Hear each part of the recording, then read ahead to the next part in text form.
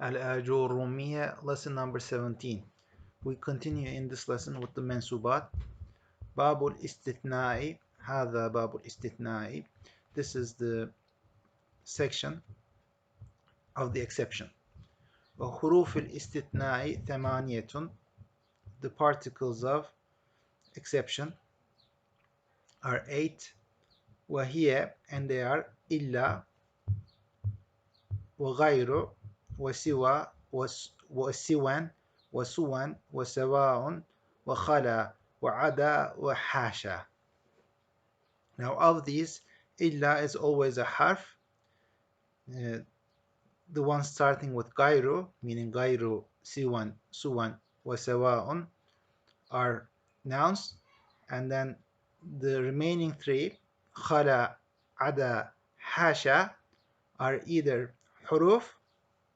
They can either work as particles or they can be used as verbs, as we will see soon. Now the exception will have three parts.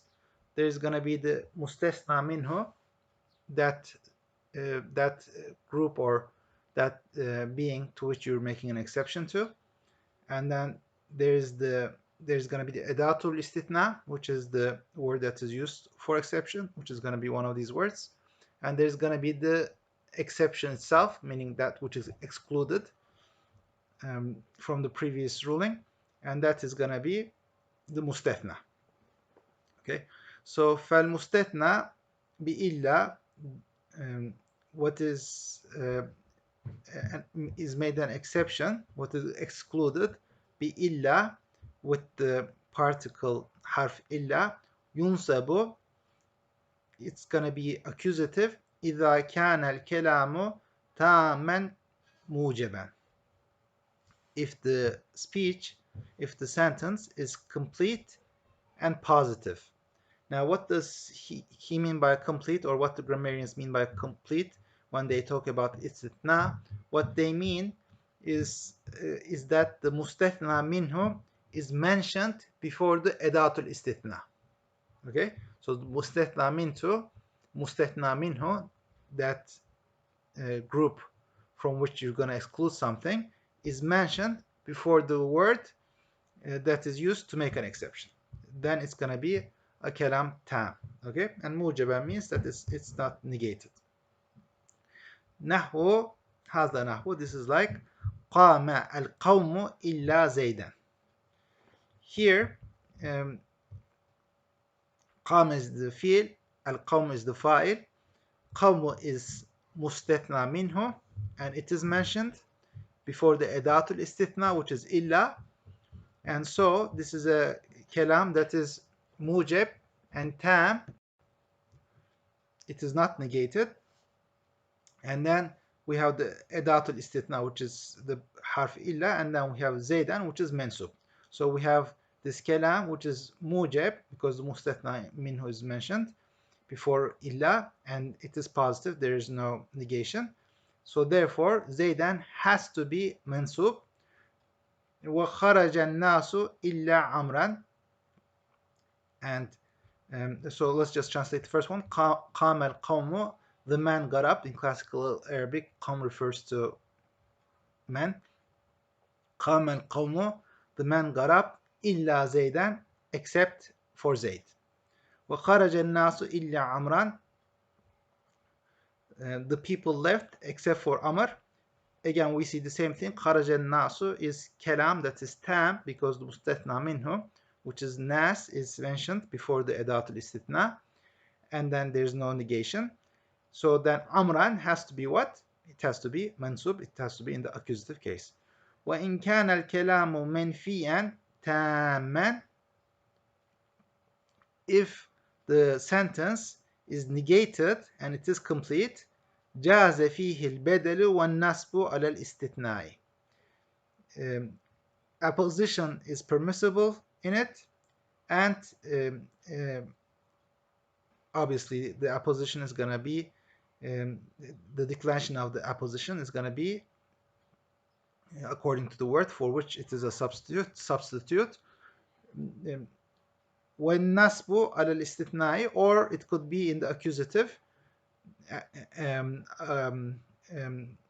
accusative based upon exception, meaning according to as an exception, it could be in the accusative case as well.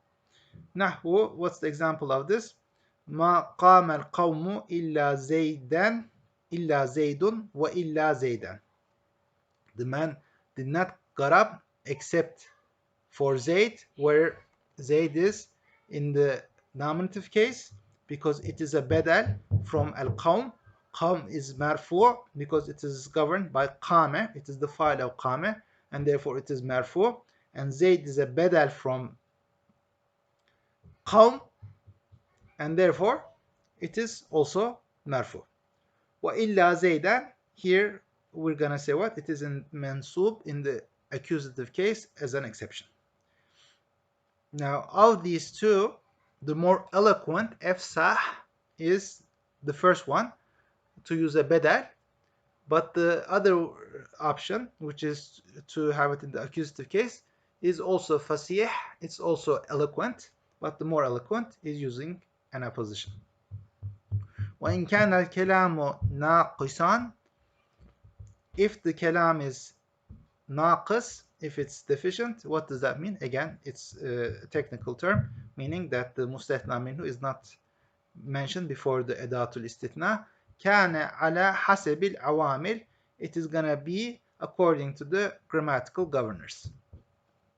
نحو, for example, ما قام إلا زيد, right? ما قام إلا زيد, no one got up except for Zayd. So here in the Arabic, ma qama, right? The mustathna minhu is not mentioned, right? It doesn't say ma qama ahadun, right? So the mustathna minhu is not mentioned. Therefore, this is naqis, and hence it's going to be according to awamil. The amil is qama, which is the fi'l, and Zayd, in terms of its meaning, it's its fa'il, and so therefore it's going to be marfu according to the amil, which is the verb. وَمَا ضَرَبْتُ إِلَّا زَيْدًا, I did not strike except Zayd. Here again, مَا ضَرَبْتُ, the mustathna minhu is not mentioned before the edatul istithna, which is illa, and therefore Zaydan is gonna be take its declension hasb al-awamil, which is what it in terms of its meaning, it's the maf'ul bihi of darabtu, and therefore it's gonna be mansub. And the final example he gives as example of kalamun naqis, وَمَا مَرَرْتُ إِلَّا بِزَيْدٍ, I did not pass except by Zayd.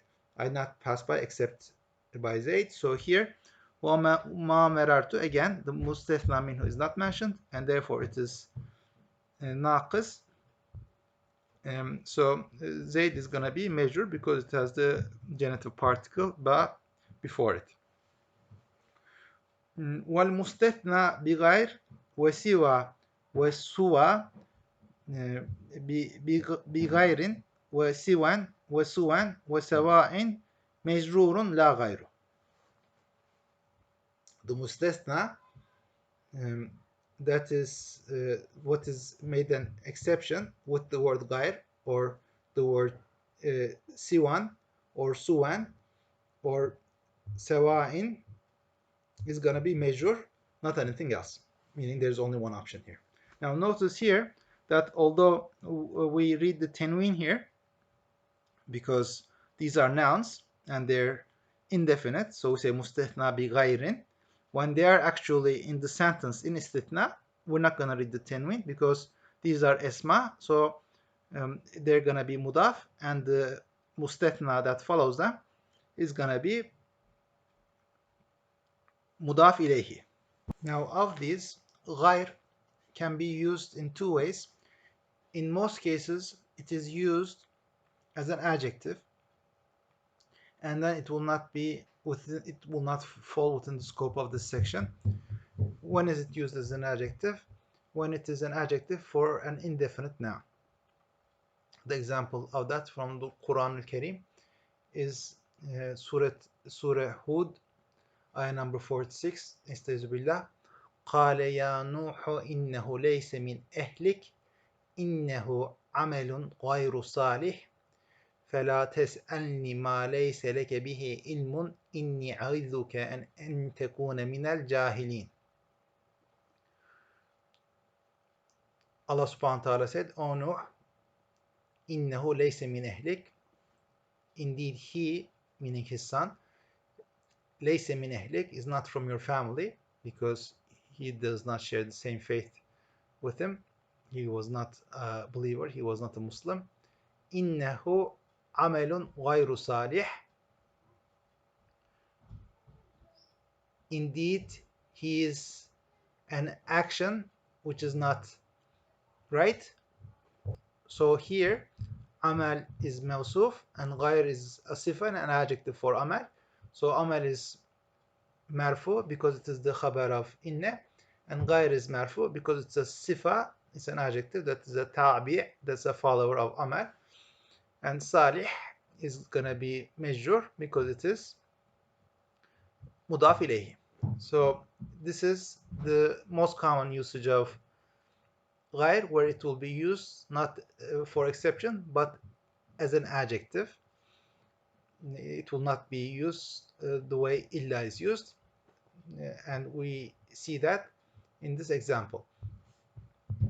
Just in terms of the ayah itself, the amal is used as a predicate for the person, and for mubalagha, for the intensification of the meaning, because the meaning is what? That innehu amelun gayru salih. Innehu, meaning he, your biological son, zu amelin gayri salih, but for mubalagha, for the intensification of meaning, it's as if the son himself is the bad action, rather than the bad action being his attribute. فَلَا تَسْأَلْنِ مَا لَيْسَ لَكَ بِهِ عِلْمٍ. Do not ask me what you have no knowledge of. إِنِّي أَعِذُكَ أَن تَكُونَ مِنَ الْجَاهِلِينَ. I admonish you that you do not be one of those who are ignorant. Sheikh Abu Mansur al-Maturidi, in his tafsir of this ayah, argues that his son was a munafiq, because if he was actually a disbeliever, then Nuh alayhi salam would not have asked about him. But since he seemed to be a believer apparently, then this is why Nuh alayhi salam asked about him. Anyhow, so here we see that ghayr is used in most cases as an adjective. In the less frequent usage of ghayr is going to be what? When it is used like illa, for exception. And then when it is used like that, and this is not just true for ghayr but the other nouns mentioned here, their i'rab will be just like the mustathna that follows illa. So what do I mean by that? For example, we say جاء القوم غير زيد. جاء القوم غير زيد. The man came except for Zayd. So here غير cannot be a sifa, because قوم is what? معرفة. جاء القوم. So we can say غير زيد, because غير cannot be a sifa because it is nekira. It is one of those words that is nekira even when it is mudaf. And so because it is nekira, it cannot be a sifa for a marife. So there we cannot say ghayr is a sifa. So we say there ghayr is used as illa. And what will be the i'rab of ghayr itself? We will just use illa there and look at what would be the i'rab of the mustasna after illa in this case. Ja'al qawmu illa zaydan. It has to be mansub, right? Because ja'al qawmu is tam, because the mustasna minhu is mentioned, which is al-qawm, and it is mujab, meaning it is not a negated sentence, and therefore جاء القوم إلا Zaydan. Zaydan has to be mansub. There's only one option here. So since Zaydan in that case would be mansub, غير will have to be mansub in this case, right? You have to say جاء القوم غير زيد. Okay? Whereas if you said ما جاء القوم غير زيد, there you would have two options, right? We could say ما جاء القوم غير زيد, which would be فصيح, or we could say ما جاء القوم غير زيد, which will be أفصح, which will be more eloquent, because again, let's substitute إلا there. ما جاء القوم إلا, we can say زيد based upon بدل, apposition, or we can say ما جاء القوم إلا زيدا, we could make it mansub based upon exception. So since that's the case, غير will have the same إراب as the مستثنى after إلا, and so we can use it both ways. We can say ما جاء القوم غير زيد, ما جاء القوم غير زيد. Now that's not going to affect the meaning. In each case, the meaning will be what? The man did not come except for Zayd. والمستثنى, we move on to the third group. We said إلا was always a harf. We said those starting with غير, سوى, سوى, سواء, they're only nouns. Now we move to the third group. خلا, عدا, and حاشا. These three, خلا, وعدا, وحاشا, can be used either as genitive particles, حروف الجر, in which case the noun following them will naturally be in the genitive case, or they can be used as verbs, in which case the noun following them will be mansub as the maf'ul. It will be in the accusative case. والمستثنى بخلا وعدا وحاشا, the exception, meaning what is made as an exception with the words خلا وعدا وحاشا, يجوز نصبه وجره. It is making them in the accusative case or in the genitive case is permissible. نحو قام القوم خلا زيدا وزيد. The people, the men got up except for Zayd, where we can say Zaydan in the accusative, where we take khala to be a verb, or Zaydin in the genitive, where we take khala to be a genitive particle. وعدا amran wa amrin. So here ada is matuf upon khala. So قام القوم عدا عمرا وعمر. The people, the men got up except for Amr. Again, Amran can be